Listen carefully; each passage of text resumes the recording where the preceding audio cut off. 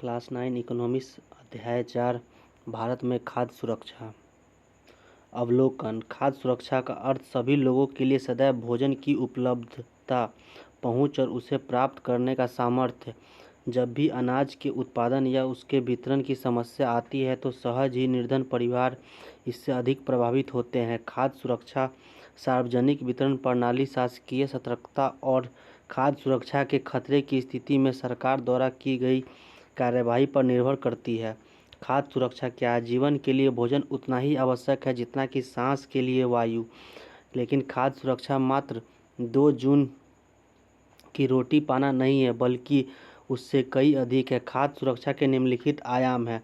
खाद्य उपलब्धता का तात्पर्य देश में खाद्य उत्पादन, खाद्य आयात और सरकारी अनाज भंडारों में संचित पिछले वर्ष के स्टॉक से है। पहुंच का अर्थ है कि खाद्य प्रत्येक व्यक्ति को मिलता रहे। सामर्थ्य का अर्थ है कि लोगों के पास अपनी भोजन आवश्यकताओं को पूरा करने के लिए पर्याप्त और पौष्टिक भोजन खरीदने के लिए धन उपलब्ध हो। किसी देश में खाद्य सुरक्षा केवल तभी सुनिश्चित होती है जब सभी लोगों के लिए पर्याप्त खाद्य उपलब्ध हो, सभी लोगों के पास स्वीकार्य गुणवत्ता के खाद्य पदार्थ खरीदने की क्षमता हो और खाद्य की उपलब्धता में कोई बाधा नहीं हो। खाद्य सुरक्षा क्यों? समाज का अधिक गरीब वर्ग तो हर समय खाद्य असुरक्षा से ग्रस्त हो सकता है, परंतु जब देश भूकंप, सूखा, बाढ़, सुनामी, फसलों के खराब होने से पैदा हुए अकाल आदि राष्ट्रीय आपदाओं से गुजर रहा हो तो निर्धनता रेखा से ऊपर के लोग भी खाद्य असुरक्षा से ग्रस्त हो सकते हैं। 1970 के दशक में खाद्य सुरक्षा का अर्थ आधारिक खाद्य पदार्थों की सदैव पर्याप्त उपलब्धता। 1975 अमर्त्य सेन ने खाद्य सुरक्षा में एक नया आयाम जोड़ा और हकदारियों के आधार पर खाद्य तक पहुंच पर जोर दिया।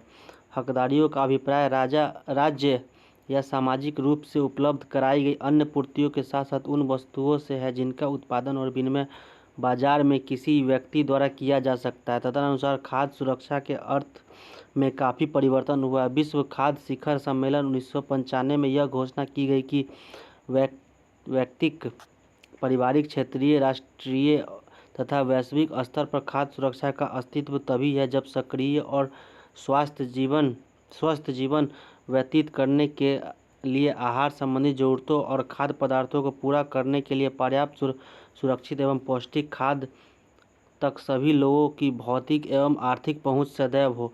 खाद्य एवं कृषि संगठन 1996 इसके अतिरिक्त घोषणा में यह भी स्वीकार किया गया कि खाद्य तक पहुंच बढ़ाने में निर्धनता का उन्मूलन किया जाना परम आवश्यक है। किसी आपदा के समय खाद्य सुरक्षा कैसे प्रभावित होती है? किसी प्राकृतिक आपदा जैसे सूखे के कारण खाद्यान्न की कुल उपज में गिरावट आती है। इससे प्रभावित क्षेत्र में खाद्य की कमी हो जाती है। खाद्य की कमी के कारण कीमतें बढ़ जाती है। कुछ लोग ऊंची कीमतों पर खाद्य पदार्थ नहीं खरीद सकते। अगर यह आपदा अधिक विस्तृत क्षेत्र में आती है या अधिक लंबे समय तक बनी रहती है तो भूखमरी की स्थिति पैदा हो सकती है। व्यापक भूखमरी से अकाल की स्थिति बन सकती है। अकाल के दौरान बड़े पैमाने पर मौतें होती है जो भूखमरी तथा विवश होकर दूषित जल या सड़े भोजन के प्रयोग से फैलने वाली महामारियों तथा भूखमरी से उत्पन्न कमजोरी से रोगों के प्रति शरीर की प्रतिरोधी क्षमता में गिरावट के कारण होती है। भारत में जो सबसे भयानक अकाल पड़ा था वह 1943 का बंगाल का अकाल था। इस अकाल में भारत के बंगाल प्रांत के 30 लाख लोग मारे गए थे। 30 लाख 1943 में पड़ा था। राहत केंद्र पर भूखमरी से पीड़ित लोग 1943 में बंगाल के अकाल के दौरान पूर्वी बंगाल के चटगांव जिले में गांव छोड़कर जाता हुआ एक परिवार। चटगांव बंगाल। कुछ लोगों का कहना है कि बंगाल का अकाल चावल की कमी के कारण हुआ था। सारणी 4.1 का अध्ययन करें और बताएं कि क्या आप इस कथन से सहमत हैं। किस वर्ष खाद्य उपलब्धता में भारी कमी हुई?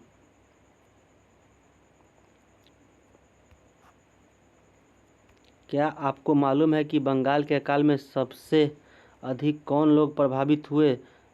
चावल की कीमतों में भारी वृद्धि से खेतिहर मजदूर, मछुआरे, परिवहन कर्मी और अन्य अनियमित श्रमिक सबसे अधिक प्रभावित हुए। इस अकाल में सबसे अधिक वही मरे। बंगाल प्रांत में चावल की उपज वर्ष 1938 में 85 लाख टन हुआ था और कुल उपभोक्ता 85 लाख, और 1943 में उत्पादन 46 लाख टन, आयात इतना, और कुल उपभोक्ता 79।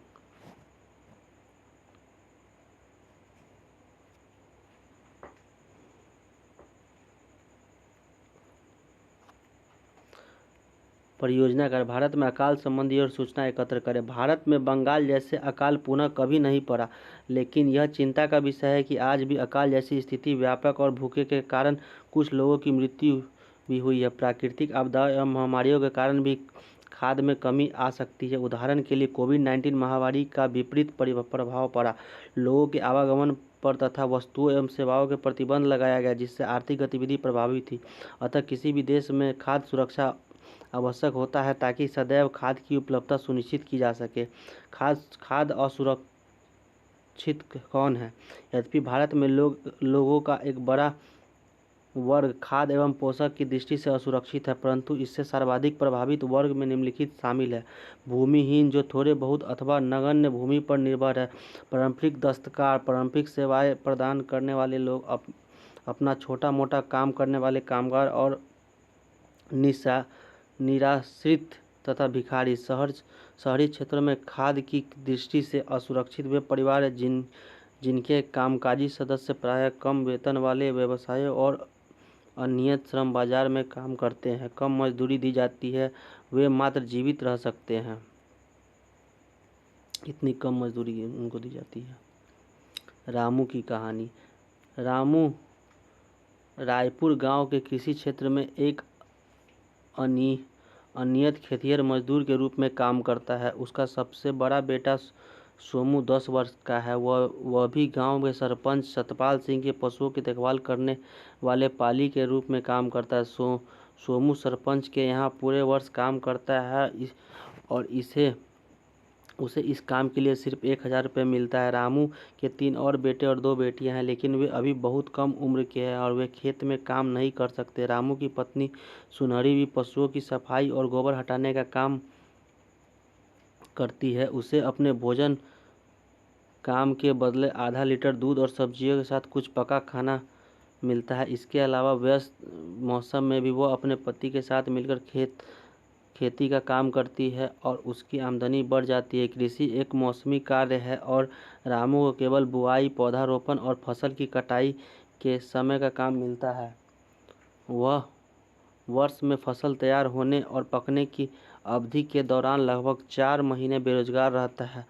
तब वह दूसरे कार्यों में काम की तलाश करता है। कभी कभी उसे ईंट भट्टे या गांव में चल रहे निर्माण कार्यों में काम मिल जाता है। रामू अपने इन प्रयासों से नगद या फिर वस्तु के रूप में इतना कमा लेता है कि वह अपने परिवार के 2 जून के भोजन के लिए जरूरी चीज़ें जुटा सके। बहरहाल जब वह कहीं काम पाने में असफल रहता है तो उसे और उसके परिवार को वास्तव में कठिनाइयों का सामना करना पड़ता है और कभी कभी उसके छोटे बच्चों को भूखे पेट ही सोना पड़ता है। परिवार को दूध तथा सब्जियां भोजन के साथ नियमित रूप से नहीं मिलती। रामू कृषि कार्य की मौसमी प्रकृति के कारण अपनी बेरोजगारी के 4 महीने में खाद्य की दृष्टि से असुरक्षित रहता है।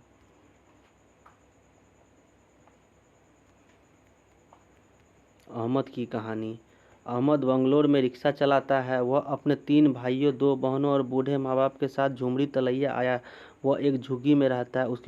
उसके परिवार के समस्त सदस्यों का पालन पोषण रिक्शा चलाने से होने वाली उसकी प्रतिदिन की आय पर निर्भर करता है। बहरहाल उसका रोजगार सुरक्षित नहीं है और उसकी आय प्रतिदिन घटती बढ़ती रहती है। कभी कभी वह इतना कमा लेता है कि समस्त दैनिक आवश्यकताओं की चीज़ें खरीदने के पश्चात अपनी आय में से कुछ बचा लेता है। अन्य दिनों वह मुश्किल से इतना कमा पाता है जिससे वह दैनिक आवश्यकता की वस्तुएं खरीद सके। सौभाग्यवश अहमद को एक पीला कार्ड प्राप्त है जो निर्धनता रेखा से नीचे के लोगों को पीडीएस कार्ड। इस कार्ड से अहमद अपनी दैनिक ज़रूरतों के उपभोग के लिए पर्याप्त मात्रा में गेहूँ, चावल, चीनी और मिट्टी का तेल प्राप्त कर लेता है। वह इन चीज़ों को बाजार की कीमतों से आधी कीमत पर प्राप्त कर लेता है। वह अपना मासिक भंडार उस विशेष दिन रखता है जिस दिन दुकान निर्धनता रेखा से नीचे के लोगों के लिए खुलती है। इस तरह अहमद अपनी इस अपर्याप्त आय से अपने बड़े परिवार किसी तरह पालन पोषण कर रहा है, जहां वह अकेला कमाने वाला सदस्य है। खाद्य पदार्थ खरीदने में असमर्थता के साथ सामाजिक संरचना भी खाद्य की दृष्टि से असुरक्षा में भूमिका निभाती है। अनुसूचित जाति, अनुसूचित जनजाति और अन्य पिछड़ी जातियों के कुछ वर्गों में इसमें से निचली जातियां का या तो भूमि का आधार कमज़ोर होता है या फिर उनकी भूमि की उत्पादकता बहुत कम होती है। वे खाद्य की दृष्टि से शीघ्र असुरक्षित हो जाते हैं। वे लोग भी खाद्य की दृष्टि से सर्वाधिक असुरक्षित होते हैं जो प्राकृतिक आपदाओं से प्रभावित हैं और उन्हें काम करने की तलाश में दूसरी जगह जाना पड़ता है। कुपोषण से सबसे अधिक महिलाएं प्रभावित होती हैं। यह गंभीर चिंता का विषय है क्योंकि इससे अजन्मे बच्चे भी कुपोषण का खतरा रहता है। खाद्य असुरक्षा से ग्रस्त आबादी का बड़ा भाग गर्भवती तथा दूध पिला रही महिलाओं तथा 5 वर्ष से कम उम्र के बच्चों का है। देश के कुल क्षेत्रों में जैसे आर्थिक रूप से पिछड़े राज्य जहाँ गरीबी अधिक, आदिवासी और सुदूर क्षेत्र, प्राकृतिक आपदाओं के बारे में प्रभावित होने वाले क्षेत्र आदि में खाद्य की दृष्टि से असुरक्षित लोगों की संख्या आनुपातिक रूप से बहुत अधिक है। वास्तव में उत्तर प्रदेश, पूर्वी और दक्षिण पूर्वी हिस्से में बिहार, झारखंड, उड़ीसा, पश्चिम बंगाल, छत्तीसगढ़, मध्य प्रदेश और महाराष्ट्र के कुछ भागों में खाद्य की दृष्टि से असुरक्षित लोगों की सर्वाधिक संख्या है। भूखमरी खाद्य की दृष्टि से असुरक्षा को इंगित करने वाला एक दूसरा पहलू है। भूखमरी गरीबी की एक अभिव्यक्ति मात्र नहीं है, यह गरीबी लाती है। इस तरह खाद्य की दृष्टि से सुरक्षित होने से वर्तमान में भूखमरी समाप्त हो जाती है और भविष्य में भूखमरी का खतरा कम हो जाता है। भूखमरी के दीर्घकालिक और मौसमी आयाम होते हैं। दीर्घकालिक भूखमरी मात्रा एवं या गुणवत्ता के आधार पर अपर्याप्त आहार ग्रहण करने के कारण होती है। गरीब लोग अपनी अत्यंत निम्न आय और जीवित रहने के लिए खाद्य पदार्थ खरीदने के में अक्षमता में के राष्ट्रीय स्वास्थ्य एवं पारिवारिक सर्वेक्षण 1998-99 के अनुसार भारत में ऐसी महिलाओं और बच्चों की संख्या 11 करोड़ के लगभग है। कारण दीर्घकालिक भूखमरी से ग्रस्त होते हैं। मौसमी भूखमरी फसल उपजाने और काटने के चक्र में संबंधित है। यह ग्रामीण क्षेत्रों में की कृषि क्रियाओं की मौसमी प्रकृति के कारण तथा नगरीय क्षेत्रों में अनियमित श्रम के कारण होती है। जैसे बरसात के मौसम में अनियत निर्माण श्रमिक को कम काम रहता है। इस तरह भूखमरी तब होती है जब कोई व्यक्ति पूरे वर्ष काम पाने में असक्षम रहता है। सारणी 4.3 में दिखाया गया भारत में मौसमी के साथ ही दीर्घकालिक भूखमरी के प्रतिशत में गिरावट आई है। भारत में भूखमरी से ग्रस्त परिवारों का प्रतिशत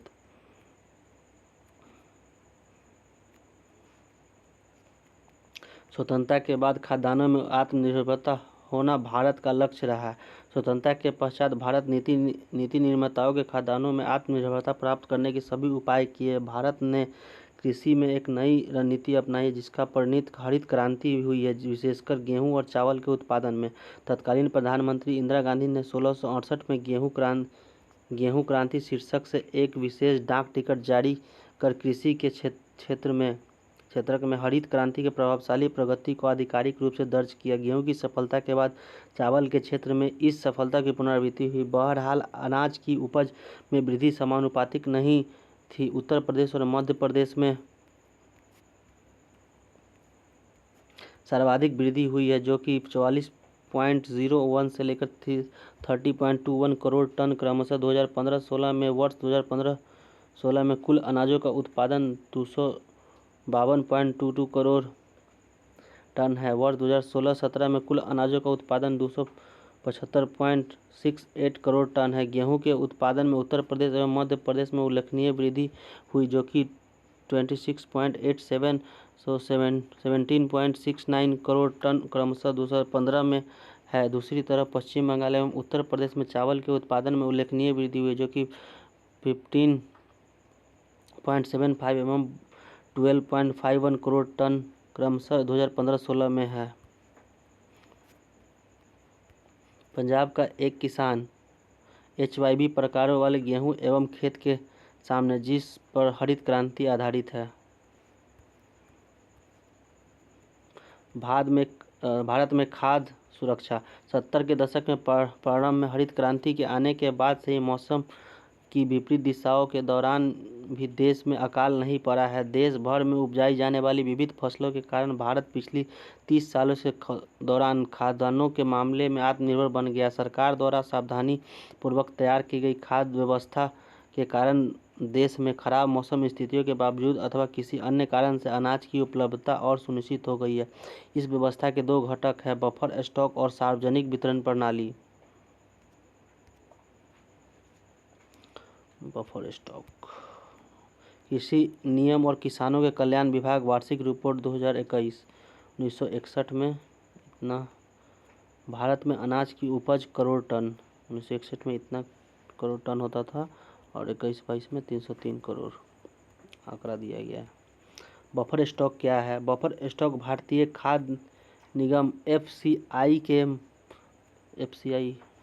के माध्यम से सरकार द्वारा अधिप्राप्त अनाज, गेहूं, चावल का भंडार है। भारतीय खाद्य नियम अधिशेष उत्पादन वाले राज्यों में किसानों से गेहूं और चावल खरीदता है। किसानों को उसकी फसल के लिए पहले से घोषित कीमतें दी जाती है। इस मूल्य को न्यूनतम समर्थित कीमत कहा जाता है। इस फसल के उत्पादन को प्रोत्साहन देने के उद्देश्य से बुआई के मौसम से पहले सरकार न्यूनतम समर्थित कीमत की घोषणा करती है।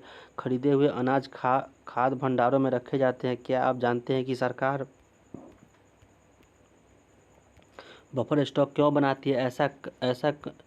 ऐसा कमी वाले क्षेत्रों में और समाज में गरीब वर्गों में बाजार कम कीमत पर अनाज के वितरण के लिए किया जाता है। इस कीमत को निर्गम कीमत भी कहते हैं। यह खराब मौसम में या फिर आपदा काल में अनाज की कमी की समस्या हल करने में भी मदद करता है। सार्वजनिक वितरण प्रणाली क्या है? भारतीय खाद्य निगम द्वारा अधिप्राप्त अनाज को सरकार विनियमित राशन दुकानों के माध्यम से समाज के गरीब वर्गों में वितरित करती है। इसे सार्वजनिक वितरण प्रणाली PDS कहते हैं। अब अधिकांश क्षेत्रों में, गांवों में, कस्बों में, शहरों में राशन की दुकानें देश की लगभग 5.5 लाख राशन की दुकानों में, जिन्हें उचित दर वाली दुकानें कहा जाता है, चीनी खदान और खाना पकाने के लिए मिट्टी के तेल भंडार होते हैं। ये सब बाजार की कीमत से कम कीमत पर लोगों को बेचा जाता है। राशन कार्ड रखने वाले कोई भी परिवार प्रतिमाह इनकी एक अनुबंध मात्रा जैसे 35 किलोग्राम अनाज, 5 लीटर मिट्टी का तेल, 5 किलोग्राम चीनी आदि निकटती व राशन की दुकानों से खरीद सकता है।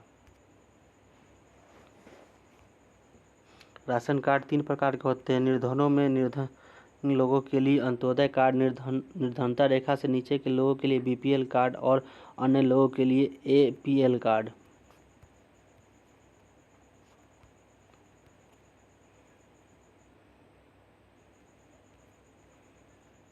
भारत में राशन व्यवस्था की शुरुआत बंगाल के अकाल की पृष्ठभूमि 1940 के दशक में हुई। हरित क्रांति से पूर्व भारी खाद्य संकट के कारण 60 के दशक के दौरान राशन प्रणाली पुनर्जीवित की गई। गरीब के उच्च स्तरों को ध्यान में रखते हुए 70 के दशक के मध्य NSSO की रिपोर्ट के अनुसार खाद्य संबंधी 3 महत्वपूर्ण अंतःक्षेप कार्यक्रम प्रारंभ किए गए। सार्वजनिक वितरण प्रणाली, जो पहले से ही थी लेकिन उसे और मजबूत किया गया। एकीकृत बाल विकास सेवाएं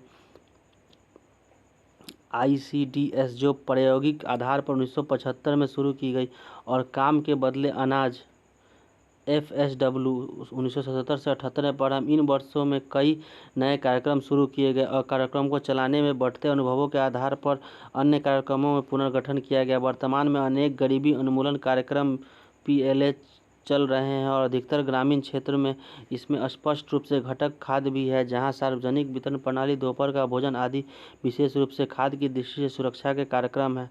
अधिकतर PAP भी खाद्य सुरक्षा बढ़ाते हैं। रोजगार कार्यक्रम गरीबों की आय में बढ़ोतरी कर खाद्य सुरक्षा में बड़ा योगदान करते हैं। सार्वजनिक वितरण प्रणाली की वर्तमान स्थिति। सार्वजनिक वितरण प्रणाली खाद्य सुरक्षा सुनिश्चित करने की दिशा में भारत सरकार का सर्वाधिक महत्वपूर्ण कदम है। प्रारंभ में यह प्रणाली सबके लिए थी और निर्धन और गैर निर्धनों के बीच कोई भेद नहीं किया जाता था। बाद में के वर्षों में सार्वजनिक वितरण प्रणाली को अधिक दक्ष और अधिक लक्षित बनाने के लिए संशोधित किया गया। 1992 के दशक में के 1700 ब्लॉकों में संशोधित सार्वजनिक वितरण प्रणाली आरपीडीएस शुरू की गई। इसका लक्ष्य दूर दराज और पिछड़े क्षेत्रों में सार्वजनिक वितरण प्रणाली से लाभ पहुंचाना था। जून 1997 से सभी क्षेत्रों के गरीबों को लक्षित करने के सिद्धांत को अपनाने के लिए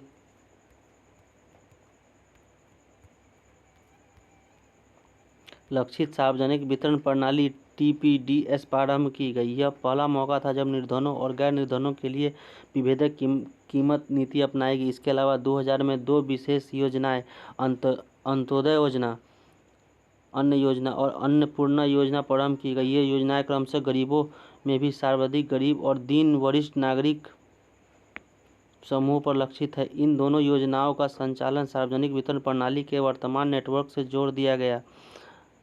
सार्वजनिक वितरण प्रणाली कुछ महत्वपूर्ण विशेषताओं का सारांश 4.3 में दिया गया है। इन वर्षों के दौरान सार्वजनिक वितरण प्रणाली मूल्यों को स्थिर बनाने और सामर्थ्य के अनुसार कीमतों पर उपभोक्ताओं को खाद्य उपलब्ध कराने की सरकार की नीति में सर्वाधिक प्रभावी साधन सिद्ध हुए हैं।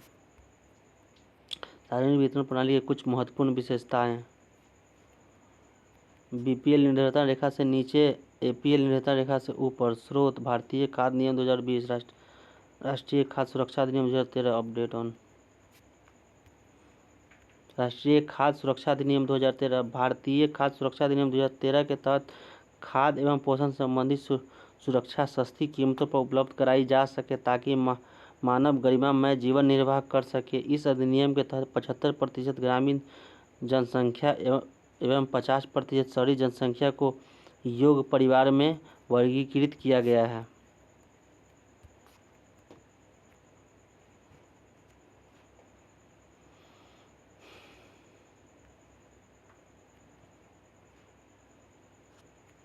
से कमी वाले क्षेत्रों में खाद्य पूर्ति के माध्यम से अकाल और भूखमरी की व्यापकता को रोकने के में एक महत्वपूर्ण भूमिका निभाई है। इसके अतिरिक्त आमतौर पर निर्धन परिवारों के पक्ष में कीमतों का संशोधन होता रहा है।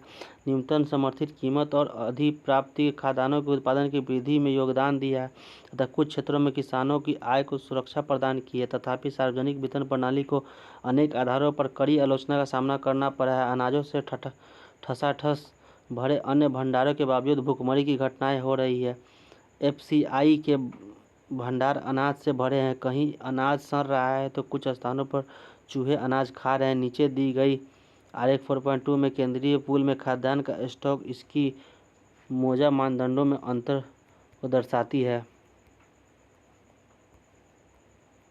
भारतीय खाद्य नियम बफर स्टॉक का स्तर 1 जुलाई 2017 का माननीय है। Buffer norm actual stock. न्यूनतम बफर स्टॉक स्तर एवं चावल गेहूं का मानक। अंत्योदय अन्न योजना दिसंबर 2000 में शुरू की गई थी। इस योजना का अंतर्गत लक्षित सार्वजनिक वितरण प्रणाली में आने वाले निर्धनता रेखा से नीचे के परिवारों में 1 करोड़ लोगों की पहचान की गई है। संबंधित राज्य से ग्रामीण विकास विभागों ने गरीबी रेखा से नीचे के गरीब परिवारों को सर्वेक्षण के द्वारा चुना गया। 2 परिवारों के प्रति 2 रुपये प्रति किलोग्राम और 3 रुपये प्रति किलोग्राम रुपये अत्यधिक आर्थिक सहायता प्रदान प्रत्येक पात्र परिवार को 25 किलोग्राम अनाज उपलब्ध कराया गया। अनाज की यह मात्रा अप्रैल 2002 में 25 किलोग्राम से बढ़ाकर 35 किलोग्राम कर दी गई। जून 2003 और अगस्त 2004 में इसे 50 लाख अतिरिक्त बीपीएल परिवारों को 2 बार जोड़े गए। इससे इस योजना में आने वाले परिवारों की संख्या 2 करोड़ हो गई। सहायिका सब्सिडी वह भुगतान है जो सरकार द्वारा किसी उत्पादों को बाजार की कीमतों की अनुपूर्ति के लिए किया जाता है। सांख्यिकी के घरेलू उत्पादकों के लिए ऊंची आय कायम रखते हुए उपभोक्ता कीमतों को कम किया जा सकता है।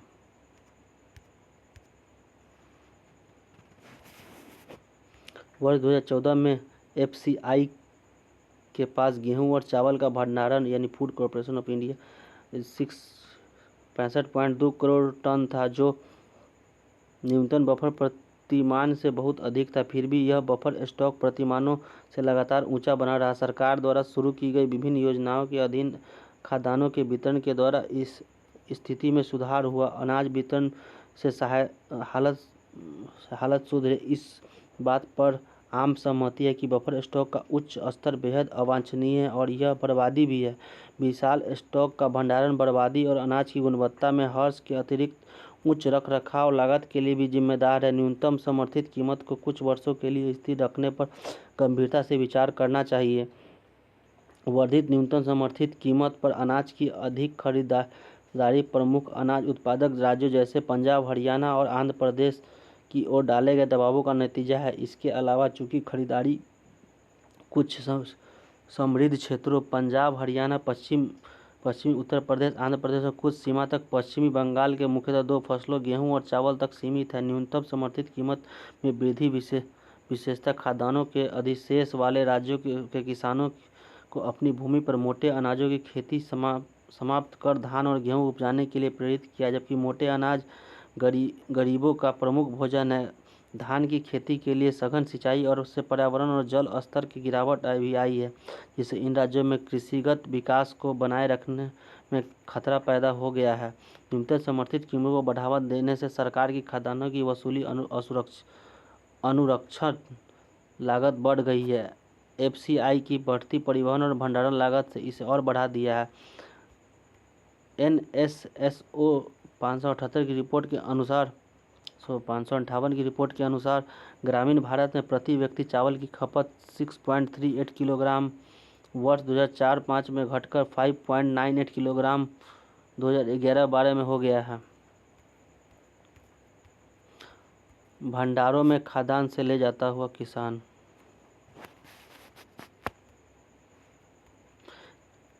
नगरीय भारत में प्रति व्यक्ति प्रति माह चावल की खपत 4.71 किलोग्राम से घटकर 4.49 किलोग्राम 2011 में हो गया है। प्रति व्यक्ति पीडीएस चावल की खपत 2004 से 5 से 2011-12 तक ग्रामीण भारत में दुगनी हो गई है और नगरीय भारत में 66% बढ़ी है।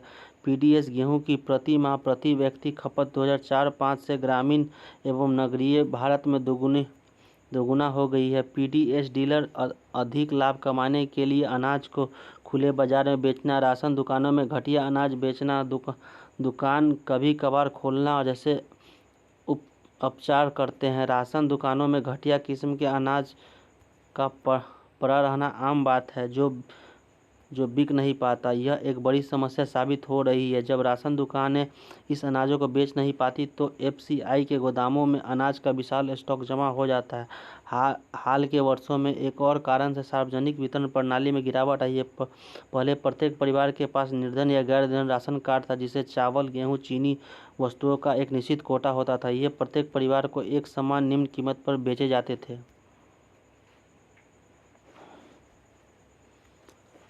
आज तो 3 प्रकार के कार्ड और कीमतों का श्रृंखला देखते हैं। पहले यह नहीं था। बड़ी संख्या में परिवार के राशन की दुकानों से अनाज खरीद सकते थे। हाँ, उनका कोटा निश्चित था। इसमें निम्न आय वर्ग के परिवार शामिल थे, जिनकी आय निर्धनता रेखा से नीचे के परिवार की आय से थोड़ी ही अधिक थी। अब 3 भिन्न कीमतों वाली टीपीडीएस की व्यवस्था में निर्धनता रेखा से ऊपर वाले किसी भी परिवार को राशन दुकान में बहुत कम छूट मिलती है। एपीएल परिवारों के लिए कीमतें लगभग उतनी ही ऊंची है जितनी कि खुले बाजार में, इसलिए राशन की दुकानों से इन चीज़ों की खरीदारी के लिए उनको बहुत कम प्रोत्साहन प्राप्त होता है। सहकारी समितियों की खाद्य सुरक्षा की भूमिका। भारत में विशेषकर देश की दक्षिणी और पश्चिमी भागों में सहकारी समितियां भी खाद्य सुरक्षा की एक महत्वपूर्ण भूमिका निभा रही। सहकारी समितियां निर्धन लोगों को खाद्य सुरक्षा की बिक्री के लिए कम कीमत वाली दुकानें खोलती है। उदाहरण था तमिलनाडु में जितनी राशन की दुकानें हैं, उनमें से करीब 94% सहकारी समितियों के माध्यम से चलाई जा रही है। दिल्ली में मदर डेयरी उपभोक्ता को दिल्ली सरकार द्वारा निर्धारित नियंत्रित दरों पर दूध और सब्जियां उपलब्ध कराने में तेजी से प्रगति कर रही है। गुजरात में दूध तथा दूध उत्पादों में अमूल एक और सफल सहकारी समिति का उदाहरण है। इसने देश के श्वेत क्रांति ला दी है। देश के विभिन्न भागों में कार्यकर सहकारी समिति के अनेक उदाहरण हैं, जिन्होंने समाज के विभिन्न वर्गों के लिए खाद्य सुरक्षा सुनिश्चित कराई है। इसी तरह महाराष्ट्र में एकेडमी ऑफ डेवलपमेंट साइंस ने विभिन्न क्षेत्रों में अनाज बैंकों को स्थापित के लिए गैर सरकारी संगठनों के नेटवर्क में सहायता की है। एसडीएस और गैर सरकारी संगठनों के लिए खाद्य सुरक्षा के विषय में प्रशिक्षण और क्षमता निर्माण कार्यक्रम संचालित करती है। अनाज बैंक अब धीरे धीरे महाराष्ट्र के विभिन्न भागों में खुलते जा रहे हैं। अनाज बैंकों की स्थापना गैर सरकारी संगठनों के माध्यम से उन्हें फैलाने और खाद्य सुरक्षा पर सरकार की नीति को प्रभावित करने में एसडीएस की कोशिश रंग ला रही है। एसडीएस अनाज बैंक कार्यक्रम को एक सफल और नए प्रकार के खाद्य सुरक्षा कार्यक्रम के रूप में स्वीकृति मिली है। सारांश।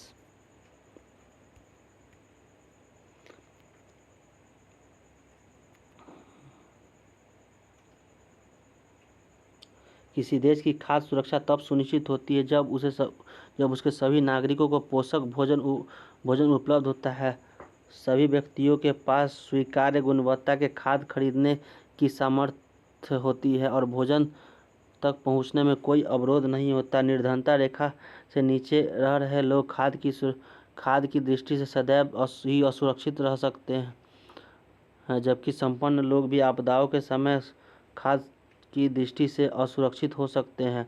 यद्यपि भारत में लोगों का एक बड़ा वर्ग खाद्य और पोषक तत्वों की असुरक्षा से ग्रस्त है। सबसे अधिक प्रभावित समूह ग्रामीण क्षेत्र के भूमिहीन और गरीब परिवार, बहुत कम वेतन वाले कार्यों में लगे लोग और शहरी क्षेत्रों में मौसमी कार्यों में लगे अनियमित श्रमिक है। देश के कुल क्षेत्रों में खाद्य की दृष्टि से असुरक्षित लोगों की बड़ी संख्या तुलनात्मक रूप से बहुत अधिक है, जैसे कि आर्थिक रूप से पिछड़े राज्यों में जहां बहुत अधिक गरीबी है, जनजातीय वाले दूरस्थ क्षेत्रों में, ऐसे क्षेत्रों में जहां प्राकृतिक आपदाएं आती रहती हैं। समाज के सभी वर्गों के लिए खाद्य सुरक्षा उपलब्ध सुनिश्चित कराने के लिए भारत सरकार ने सावधानीपूर्वक खाद्य सुरक्षा प्रणाली तैयार की है, जिसके दो घटक बफर स्टॉक और सार्वजनिक वितरण प्रणाली। सार्वजनिक वितरण प्रणाली के अतिरिक्त कई निर्धनता उन्मूलन कार्यक्रम भी शुरू किए गए हैं, जिनमें खाद्य सुरक्षा का घटक भी है। इसमें से कुछ कार्यक्रम एकीकृत बाल विकास सेवाएं, काम के बदले अनाज, दोपहर का भोजन, अंत्योदय अन्न योजना आदि है। खाद्य सुरक्षा उपलब्ध कराने में सरकार की भूमिका के अतिरिक्त अनेक सहकारी समिति और गैर सरकारी संगठन भी है जो इस दिशा में तेजी से काम कर रहे हैं।